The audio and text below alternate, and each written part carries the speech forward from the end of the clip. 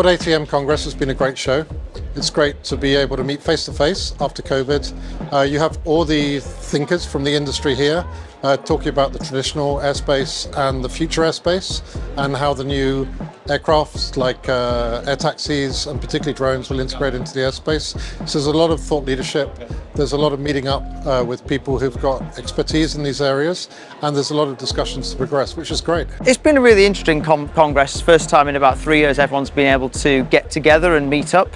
So you've got a real mix from traditional air traffic management, traditional ATM, a lot of new entrants from the drone industry, and then some exhibitors from the drones themselves. So obviously I think we're more concerned with the drone aspects. I think there's a really interesting challenge here where you've got existing air traffic services and there's this small increment of new aviation trying to break through, and it's a case of will they break through, or are you looking at existing aviation just absorbing that and slowing the process down? And that's what I'm feeling here in these last few days I've been here.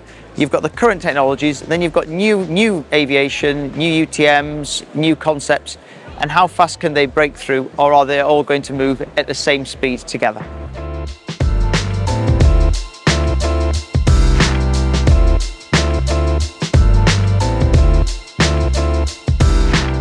So it's great to meet up. There's a social aspect to the show as well. So we went out and had a few drinks and chats with friends last night. That's great because it provides bonding, which you can't do on teleconferences. There is a lot of competition within the existing space. So most of the capabilities, there are a handful of different providers who can provide it. The point I'd like to make really, I think in the future, is it's not just going to be about competing against each other and trying to tie customers into your products and the services that you provide because they've bought your products. We're much more interested, I think, in collaborative approaches, which means that people actually have to share things centrally, share their information, share their data, share what's going on in their airspace. Because when you share information, you can build a much bigger overall picture and you can be much more accurate than if you just hide it within your own systems, your own clients, your own pieces of airspace. So collaboration to me is a very practical thing. It's not just going for a drink, it's actually what are you going to do in your business, which is different to the way you've done it traditionally.